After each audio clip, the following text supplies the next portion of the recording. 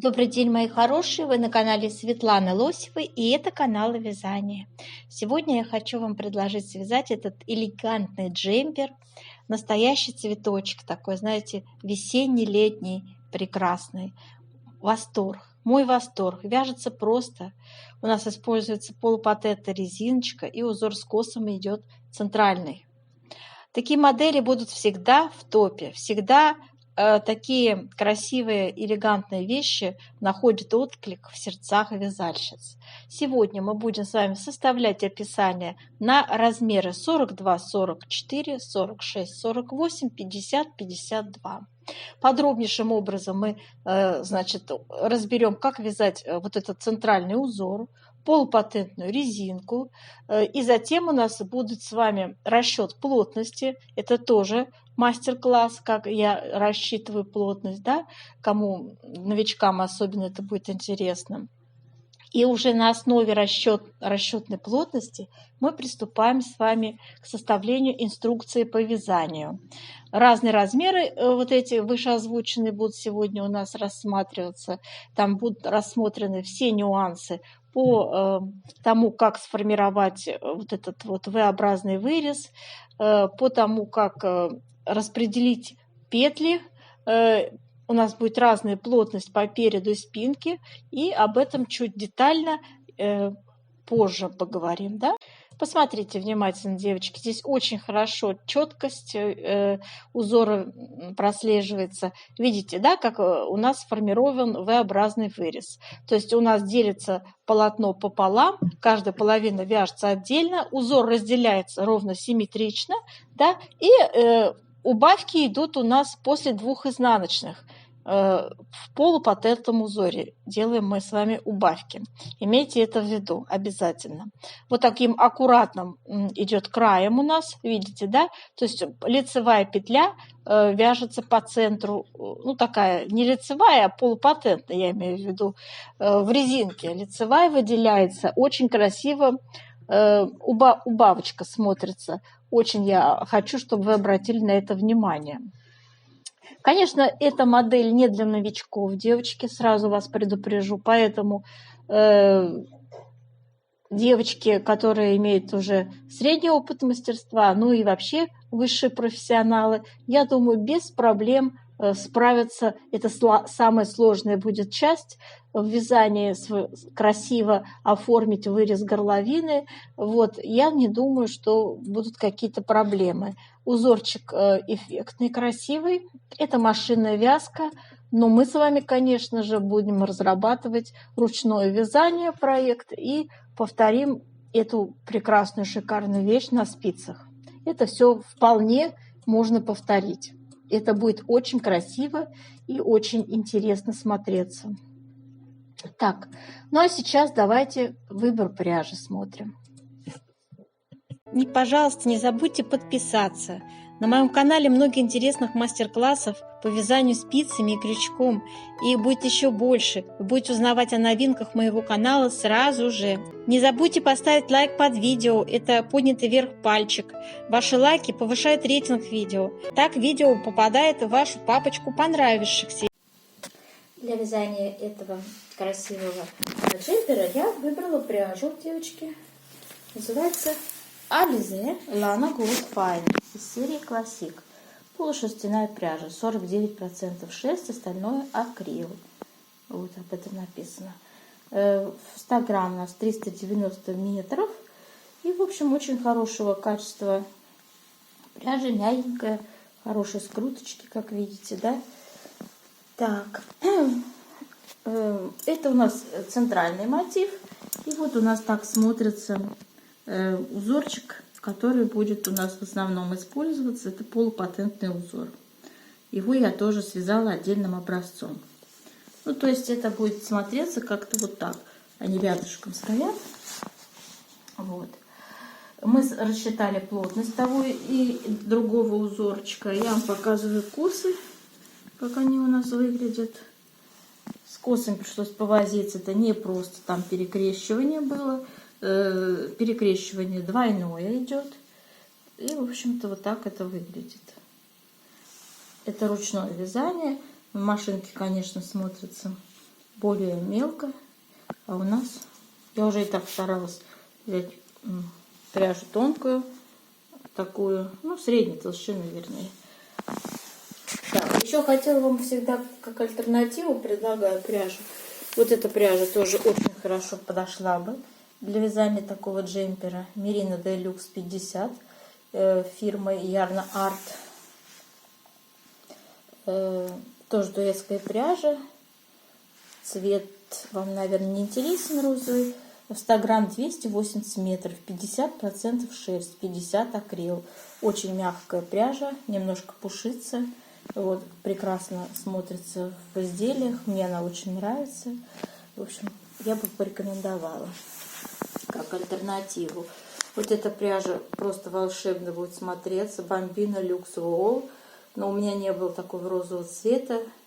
По итальянской технологии изготовлено. 50 грамм 160 метров. И в составе 60% шерсть меринос и 40 акрил. Только восторженные у меня про нее отзывы, поскольку она немножко пушится, идеально мягкая, абсолютно не колется и относится к разряду такого среднебюджетного, да? То есть она подороже, конечно, чем вот эта пряжа, с которой я вязала образец. Но, в принципе, они по структуре и по толщине очень похожи друг на друга. Но это вот пожестче, конечно, вот это пожестче пряжа, а это, конечно, помягче, но и чуть-чуть подороже. Так, и если вы захотите что-то хлопковое, уже с хлопком связанное, то вот такая пряжа хорошо будет смотреться, Alizé Lana Cotton, да?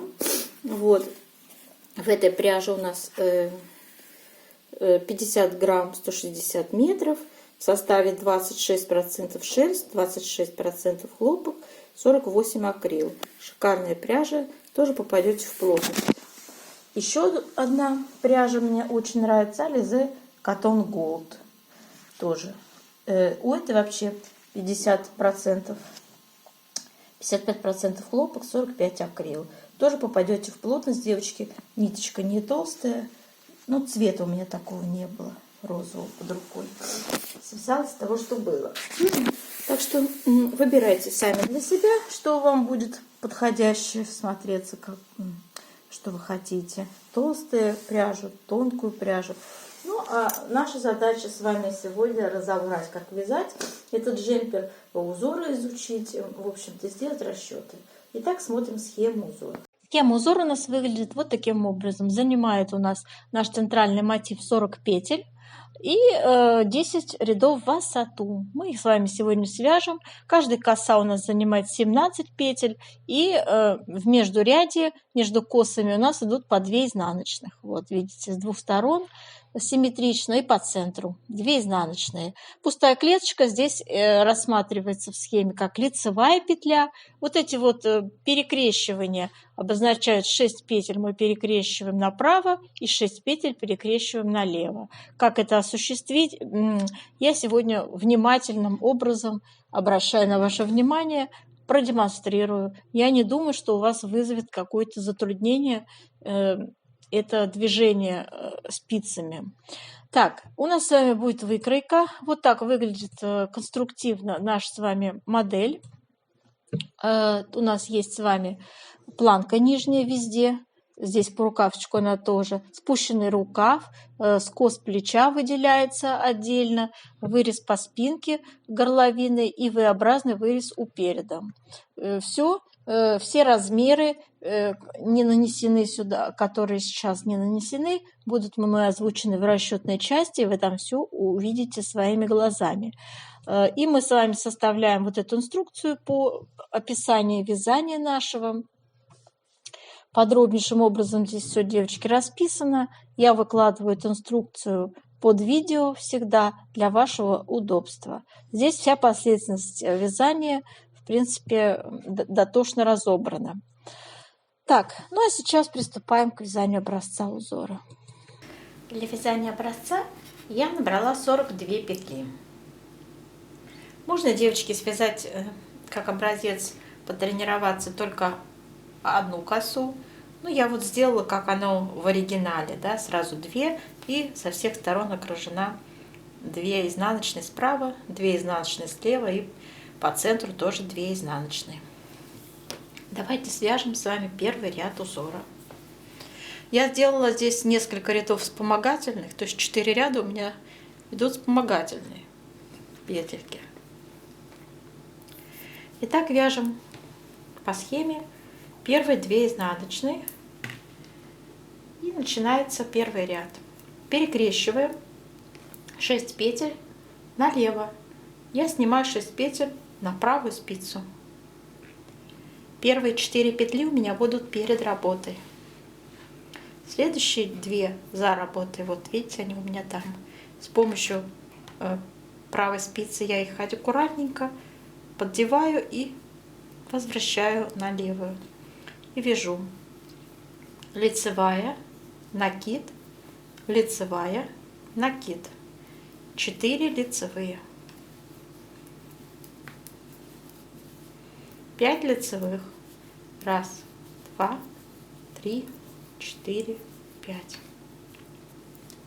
И следующие 6 петель я перекрещиваю направо. Следующим образом также я их снимаю на правую спицу.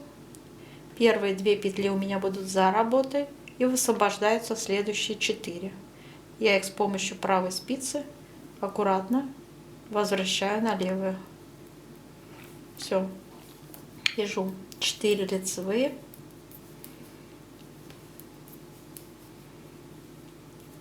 Накид, лицевая, накид, лицевая. Связали первую косу, первый ряд. Далее идут 2 изнаночные. И также вяжем следующую косу. Еще раз показываю. 6 петель переснимаем на правую спицу. Будем перекрещивать. 6 петель, 4 будут петли первые перед работой, 2 за работой. Меняем местами. Вяжем лицевая, накид, лицевая, накид. 4 лицевые. 5 лицевых по центру косы. 1, 2, 3, 4, 5. И следующие 6 петель мы перекрещиваем направо. Первые 2 за работой, следующие 4 перед работой. Аккуратненько их переснимаем и вяжем 4 лицевые. Накид, лицевая, накид, лицевая. Связали вторую косу. И остались 2 изнаночные, кромочная, изнаночная. Второй ряд и все четные ряды, которые являются изнаночными, мы будем вязать, как смотрят петли. Но есть одна особенность, о которой я вам не упомянула. Накиды, которые мы сделали, провязываются, никак не провязываются, они просто спускаются. Смотрите, вяжем изнаночная, накид, спускаем. Изнаночная, накид, спускаем. Это сделано для того, чтобы вот в этом месте полотно у нас не стягивалось. А далее вяжем все петли изнаночные в косе. Доходим до следующих накидов и также их спускаем. Имейте это в виду, это во всех рядах, где есть накиды. Мы их ни в коем случае не провязываем, девочки. А то вы провяжете и получится ерунда. Вот видите, накид, я его спустила, вяжем изнаночную. Накид я его спустила, вяжем изнаночную. То же самое мы проделаем со второй косой. Вяжем третий ряд следующим образом. 2 изнаночные, 2 лицевые, следующие 6 петель перекрещиваем налево, снимаем 6 петель на правую спицу. Первые 4 будут перед работой, следующие 2 за работой. Меняем местами и вяжем лицевая, накид, лицевая, накид, 4 лицевые. По центру у нас с вами одна центральная лицевая в косе.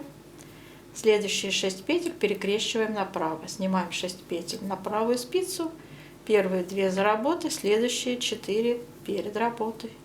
И меняем местами их. Вяжем 4 лицевые, затем накид, лицевая, накид, лицевая. Остались 2 лицевые в косе. Связали. Вот так у нас красиво все получается. Далее вяжем 2 изнаночные между косами. И вторую косу вяжем также. 2 лицевые, 6 петель перекрещиваем налево. Для этого у нас первые 4 перед работой, следующие 2 за работой. Меняем местами и вяжем как 2 лицевые с накидами. То есть лицевая, накид, лицевая, накид. Далее просто 4 лицевые. По центру идет лицевая. И следующие 6 петель мы будем перекрещивать направо. Первые 2 за работой. Следующие 4 перед работой. Поменяли их местами. И провязали первые 4 лицевые. А 2 петли за работой вяжем накид, лицевая, накид, лицевая. Осталось в косе еще 2 лицевые. Косу связали, остались 2 изнаночные и кромочные изнаночные осталось. Все. Связали 3-й ряд, переворачиваем 4-й ряд, вяжем, как смотрят петли. Накиды сбрасываем, не забываем об этом. Вяжем 5-й ряд. У нас идут сейчас здесь все петли, как смотрят они на нас. 2 изнаночные, дальше идут 17 лицевых косы.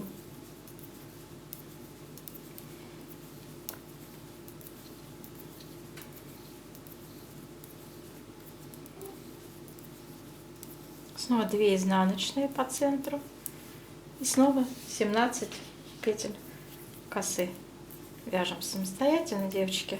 Точно так же мы вяжем 7-й ряд.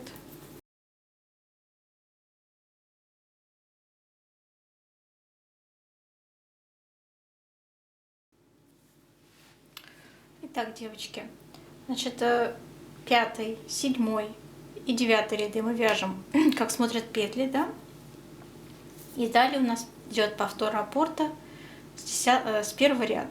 То есть у нас 11-й ряд равен 1-му ряду. Ну, я уже связала достаточно длинный образец. Сейчас наша задача сделать влажную тепловую обработку образца и определить плотность косы. Горячим паром обдаем наш образец. И тянем его во влажном состоянии. По вертикали тянем, по горизонтали тянем.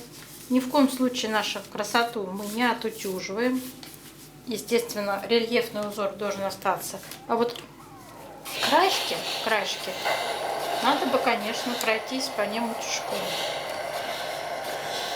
Насколько это вообще возможно, эти изнаночные отпарить. Наверное, не очень это возможно. Итак, девочки, еще разочек о влажном состоянии распрямили наш образец. Давайте пусть он сохнет. Так, хорошо лежит и сохнет. Девочки, наш образец высох. И сейчас наша задача сделать расчет плотности. Берем простую линеечку, прикладываем, измеряем ширину образца.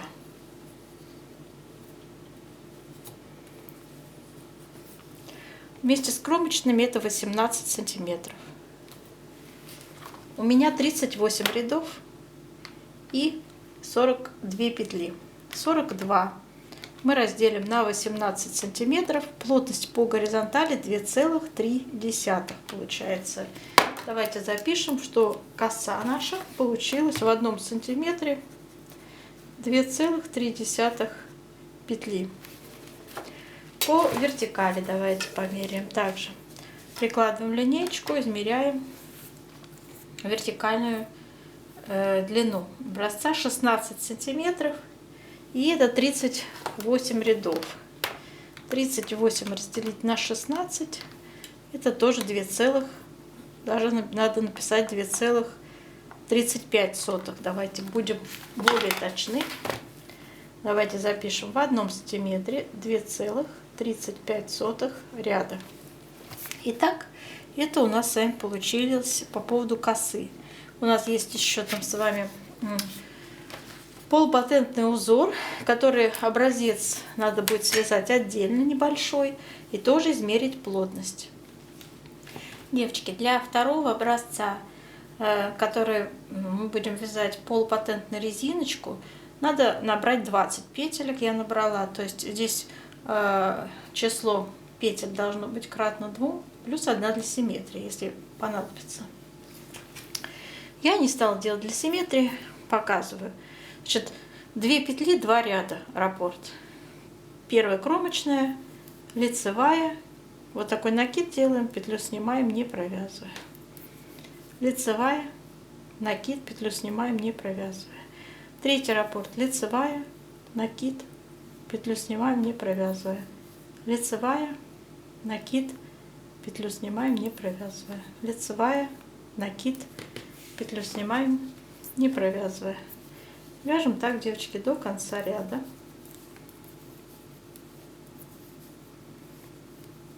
Кромочную вяжем изнаночную, переворачиваем. И второй ряд вяжем следующим образом. Кромочную снимаем. И там, где у нас с вами была петля не провязанная с накидом, вяжем ее лицевой, изнаночной. Петля с накидом вяжется лицевой, изнаночной, лицевой, изнаночной, лицевая, изнаночная. Вот и все. Вот так вяжется этот узор. Очень простой, девочки. Очень логичный. Чего выдумывать не надо. Вяжите посвободнее, поскольку у этой резинки плотность будет немножко отличаться. И нам надо, чтобы она совпадала с нашей лицевой плотностью. Лицевой, которую мы вязали косы, да. Там лицевая гладь, будем считать условно, да. Вот такой вот интересный, красивый узор получается. Сейчас мы также сделаем, отпарим его и посмотрим, какая у этого образца плотность. Также горячим паром давайте обдадим наш образец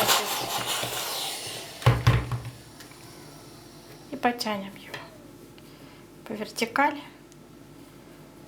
по горизонтали. Такой малюсенький, пусть сохнет. Давайте еще раз по вертикали.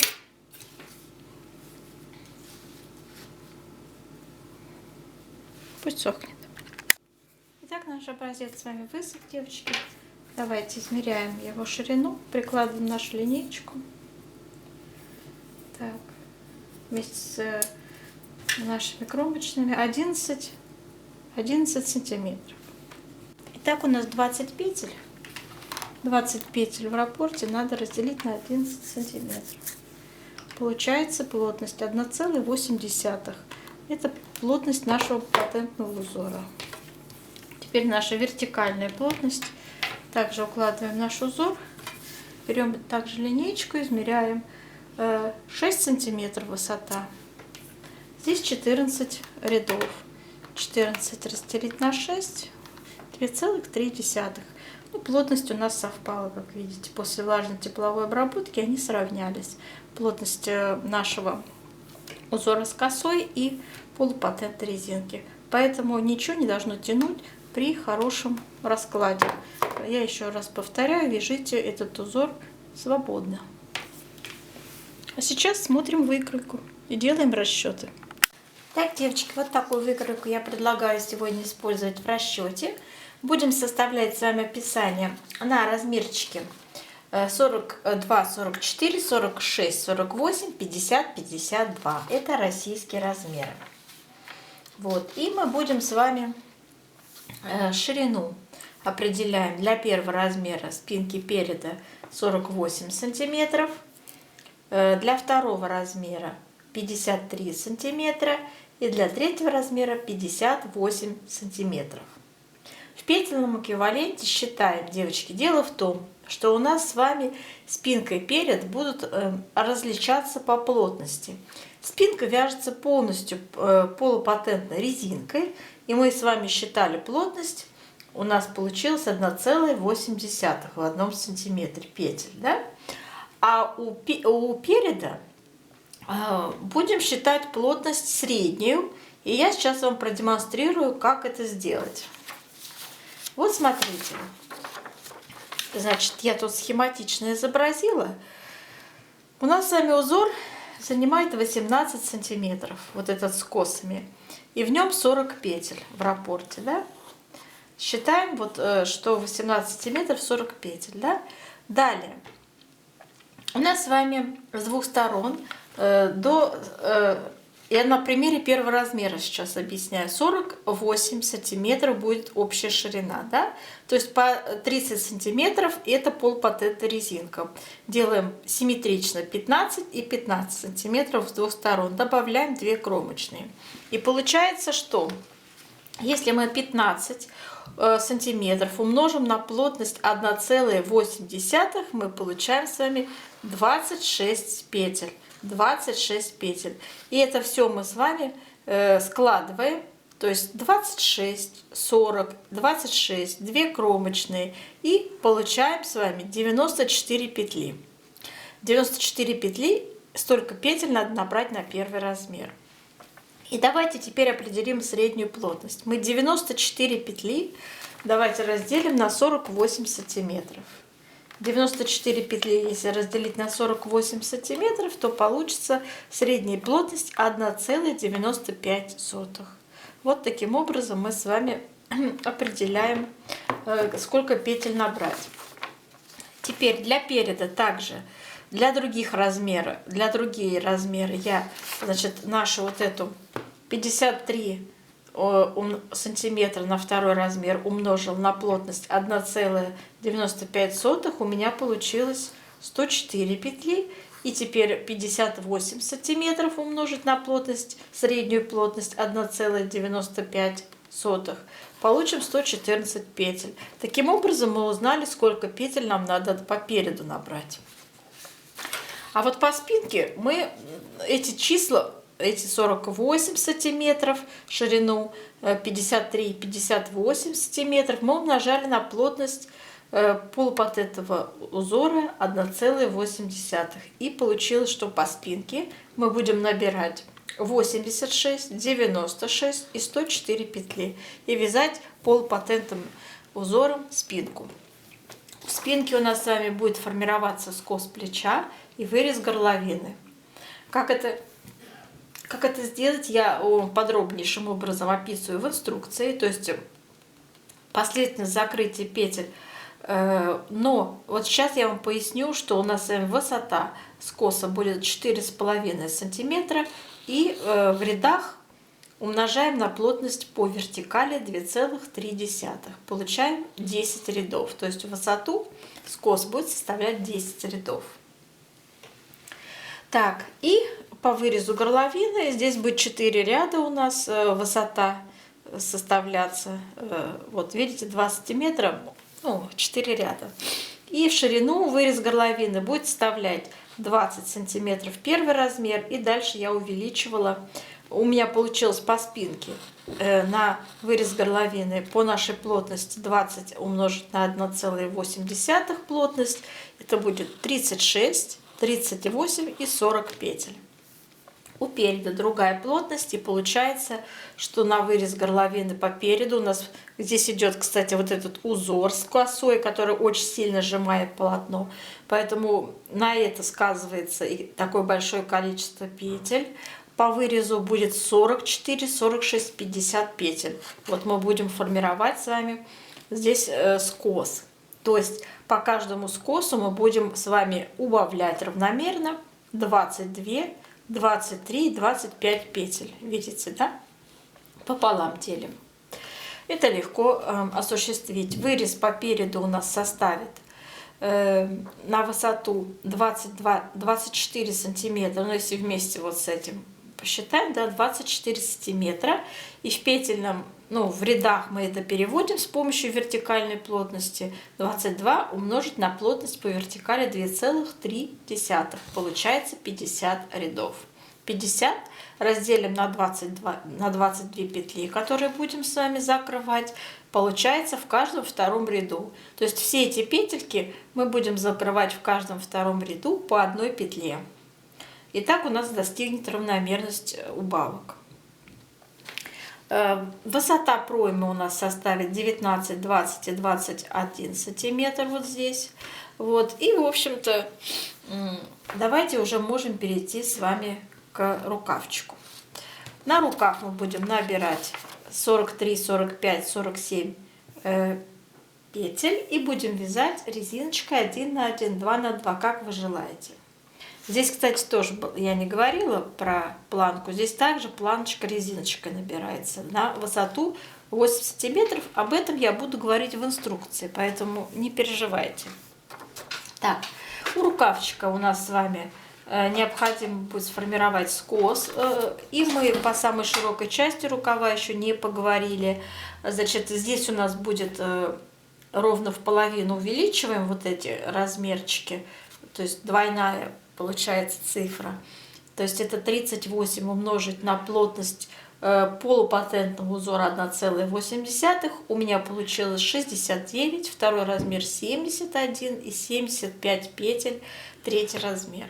И теперь из этих чисел 69 отнять по низу 43, да, получается 26. И 26 разделить на 2, на каждый скос необходимо будет прибавить 13 петель. Для того, чтобы равномерно прибавки сделать, нам необходимо определить общую длину рукава. Я ее сделала 46 сантиметров. Эта величина должна быть вами очень сильно откорректирована под ваш рост, под ваше предпочтение, какую вы длину рукава хотите. Да? Из этой величины я отняла планку нижнюю 8 сантиметров, и у меня получилось, что высота скоса 38 сантиметров. Эту высоту я умножила, эти сантиметры, на плотность по вертикали 2,3. У меня получилось ряды, 88 рядов. И теперь 88 рядов надо разделить на 13. Получается целое число 6. То есть мы с вами будем делать прибавки в каждом шестом ряду. Аналогично у меня посчиталось и для других размеров. 13 второй размер, 14 петель третий размер. У вас, возможно, будут другие цифры, у вас может быть другая пряжа. Но если вы следили за ходом моих мыслей, то вы должны понять, что действия здесь по вычислению довольно простые, арифметические, и можно все самим пересчитать под ваши размеры. Длину рукавчика, да, под вашу ширину, вашу плотность. Все можно пересчитать. Длина у меня изделия я не озвучила. 60, 61, 62 сантиметра я сделала. Вот. И, в общем, согласно этой длины, я в инструкции все вот эти величины, где у нас будет начинаться вырез горловины, где у нас будет начинаться скос плеча, все я там пишу, перевожу сразу в ряды с помощью вертикальной плотности. Вы поняли, любой вертикальный размер можно перевести в ряды с помощью умножения на вертикальную плотность. Да? Для чего мы ее используем? Каждое изделие трикотажное после влажной тепловой обработки, после стирки вытягивается, чтобы оно чрезмерно не вытянулось и не расстроило вас тем, что стало очень длинным. Пожалуйста, используйте вертикальную плотность. Это такой специальный коэффициент, который мы с вами заранее вычисляем, с успехом применяем, и он нам дает ту длину на выходе, которую мы планировали. То есть, когда вы вяжете вязаное полотно, нужно считать в рядах, но не измерять сантиметром. Это неправильно, вы ошибетесь. Пожалуйста, обратите на это внимание, мои хорошие. Ну, в принципе, все, что я еще вам вот что не сказала. Смотрите, вот у меня такая схема есть, расположение узора на другие размеры. Да? У меня получилось, смотрите, 18 сантиметров, значит, 40 петель, это на все размеры по центру идет 40 петель, наш ажурный, наш рельефный узор с косами, да. А на второй размер у меня идет, значит, с двух сторон полупатентная резинка, это 31 петля справа, слева, плюс 2 кромочные. На третий размер 36 петель с двух сторон, право-слева полупатентной резинкой. И на все размеры по центру 40 петель выделяется на наш узор с косами. Понятно, да? То есть первый размер 26 петель полупатентной резинки с двух сторон. Второй размер 31 петля с двух сторон полупатентная резинка от косы. И для третьего размера 36 петель полупатентной резинкой и коса по центру 40 петель займет. Вот. Ну и соответственно кромочные. Все. Это вот очень важный момент. Наверное, я забыла вам об этом сказать. Вот сейчас я вернулась к этому, девочки. Я желаю вам удачи и до новых встреч.